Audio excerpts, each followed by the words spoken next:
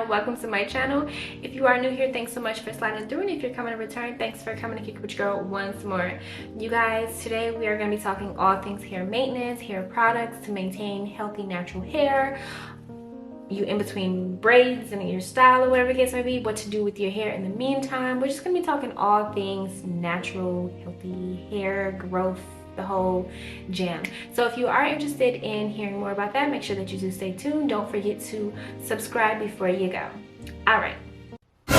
Woo! I know, jump scare. I don't typically come on my hair with my hair looking like this because this is literally straight after a wash.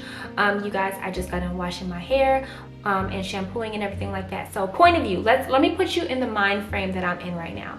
So had braids for the past 2 months. I'm waiting for my next style, and boom, that's where we are. Video isn't only for girls who are in between styles or whatever, but that's just where I am right now.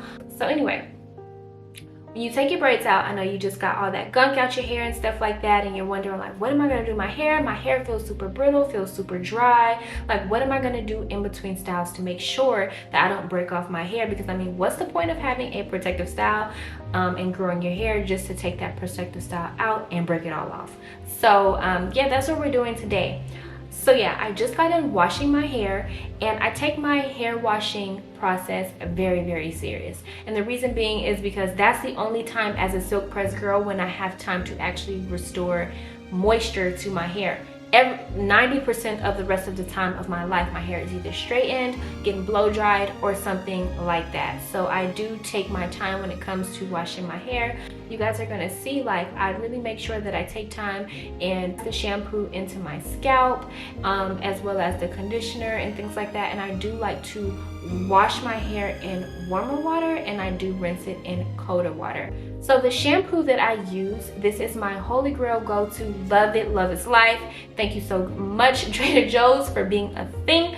The Tea Tree Tingle shampoo and conditioner combo. I've talked about this in previous vlogs before, you guys, and when I tell you, this right here is the holy grail. I cannot even express how many bottles of this stuff I have literally been through. I've been using this stuff for maybe like 7 years now. Like, I am literally obsessed. And so I like it because not only does it do a great job restoring moisture to my hair, and you actually feel like your hair is cleaner. Not only does it do a good job doing that, but it also doesn't strip my hair of any natural oils either. And if you're using shampoo with sulfates, then a lot of times it is going to strip your hair of natural oils. Now that's, let me not even hold you. Shampoo like that is good to use before braids. Now, you guys have heard me like hoop and rave about the Design Essentials Agave and Lavender collection. Now, baby, don't get me wrong, that collection eats down, but I'm not gonna use it if I'm not gonna silk press, because honestly, it's just too damn expensive. The whole silk collection is like $40. I'm not about to waste that, and I'm not even gonna silk my hair, especially when the collection is made for you to silk your hair out. So yeah, not gonna do that. But yeah, love this Tea Tree Tingle. Try saying that 5 times fast. I love this Tea Tree Tingle shampoo and conditioner set. It's so good. All right, so when it was all said and done and it was time for me to rinse my hair out, I had somebody ask me like what deep conditioner or what hair mask do I use. Let me tell you, the first time that I used this was earlier this year after I tried to use the Mielle Rosemary Mint oil. And when I tell you guys, it broke my scalp out so bad. And what's crazy is I'm not even allergic to rosemary. So I don't know whether I got a bad batch or what happened, but it really broke my scalp out really bad. So bad, like I even was like losing my edges, no lie. I'll have to insert a picture so you guys can see what it looked like. And the only thing that restored my scalp was this hair mask And I used a little bit of sulfur 8, but sulfur 8 was just too strong for me. My nose is just too strong, I couldn't do it. But this mask, when I tell you, it is the Cream of Nature Pure Honey Intense Hydration Treatment Hair Mask for dry and dehydrated hair. And so I recommend it anyway, especially if you have high porosity hair like me. Like, my hair does not hold on to moisture well. Oftentimes it looks really dull, or it looks like it's just really lackluster in my opinion. So this hair mask right here is so good. You can get about 3 uses out of it. It has pure honey, rich coconut oil, shea butter, and yogurt. When I tell you, and it smells good. It has like little beads in it. I think that might be I don't know what that's coming from. It almost looks, it's got to be like oatmeal or something. I don't know. You guys, love this stuff. And I only put it on my hair for about 10 minutes too. And when I tell you, you can actually see my curl pattern. Now, I know what y'all thinking, and this is gonna debunk anybody's theory that I am permed. I am not permed. If you got your hair permed, your hair do not do this. I have a curl pattern. It's not going to be as tight as someone who never puts heat on their hair, but for me to put heat on my hair 90% of my life, I think this is actually really, really good. Like, really, really good. Love it. And do you see how the brush is able to just go right through my hair? Like, this mask restored so much moisture, like so much moisture. And I know you guys are like, how long ago did you wash your hair? Like, my hair legit literally does not hold water. Like, it dries like that. But of course, I put heat on my hair like all the time.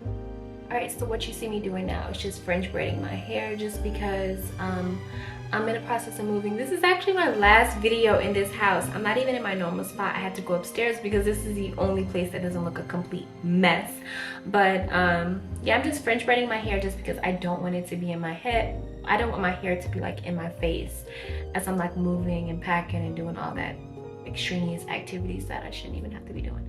But anyway, so yeah, back to this hair mask. Hair mask is absolutely phenomenal. Like, and I recommend, like, if you're going to use it, make sure that you rinse it out in cold water. Here's my theory. If you're cleaning a pot full of oil and you use hot water, then you have a better chance of it, like, you know, oil don't mix with water, so it's not gonna all come out, but it's gonna come out much better than if you use cold water. So I use that same theory with my hair. I don't want to rinse my hair in hot water because it's gonna strip my hair of its natural oils. So that's, I don't know if that's the reason why, but yeah, that's my theory. Anyway, so someone also asked me, like, do I use any oils? Now, on a day-to-day, I do not use oils. When I have my braids in, however, I do use oils. I use the good old faithful DRYY. DRYY has never done me wrong. DRYY also contributed with my edges growing back. You guys can't tell now, but I'm gonna try to find a video of when my edges were a little bit thinner. That was from that rosemary mint oil. Now, like I said, I don't know if I just got a bad batch. I don't know if, because I'm not allergic. I know I'm not allergic. So I don't know what happened, with what contributed to me having the breakout that I did, but DRYY, I'm gonna just keep it, I'm gonna just stick to what I know. When you start using a whole lot of different products and stuff like that, you gotta use it long enough to see it go. And then sometimes I feel like they just be developing these products too soon. I don't know. I love supporting our Black sisters, but baby, that wasn't it. That wasn't it. All right, and so, you know, I am just absolutely thirsty for a silk press, but one thing that I absolutely do know is that I am not going to silk press my hair out until I am ready to get a trim at the same time, because I know that my ends look crazy. All right, so we got these braids done. So this isn't really like my typical go-to style on the day-to-day. I'm normally like a sleek bun girl. Now let me just divulge in on these sleek buns. I love a good sleek bun, but sleek buns are so dangerous when it comes to your hair. Think about how much product we have to put on it to get it sleek, how much combing we have to do to get it sleek, how much brushing we have to do to get it sleek. And then once it's sleek, how tight we have to have that ponytail just to keep it sleek. Sleek buns are so damaging to your hair. Have you ever thought, like, why does my hair not grow past this point? If you think about where your ponytail is landing each time you do a sleek bun, I guarantee it's right about there. That is the same length where your hair is breaking each time, because you have something called mid-shaft breakage. That means your hair is breaking at the same point each time, and it's not allowing your hair to grow past that point. So you might have some hair like in the lower points, but at the top part it's always ending right here. That's because you're breaking hair off. So sleek buns, they are super cute, but you just gotta sometimes lay off of them. And if you are gonna do them, but damn sure don't sleep in them. Sleeping in them is probably going to be the easiest way to break your hair off. And one other thing that I did want to talk about, my scalp massager that I used in the shower. I absolutely love the scalp massager. It reaches all of the places that I'm not able to reach. And then also, it just feels a whole lot better. It feels so good. It's the perfect scratch. If you have really long nails, or you have no nails at all and you want to feel that good scratch on your scalp, you guys, when I tell you, it is an eye roller. Like, I am just so obsessed with that, and I will have that linked down below for you guys if you want to get one.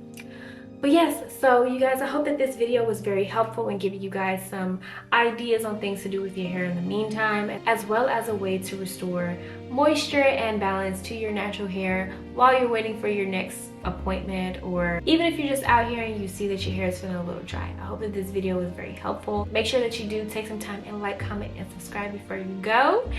And you guys, I will see you in the next video. It's probably going to be a minute because I'm moving. The next time you see me, I'll have some palm trees behind me. Can't wait. Bye.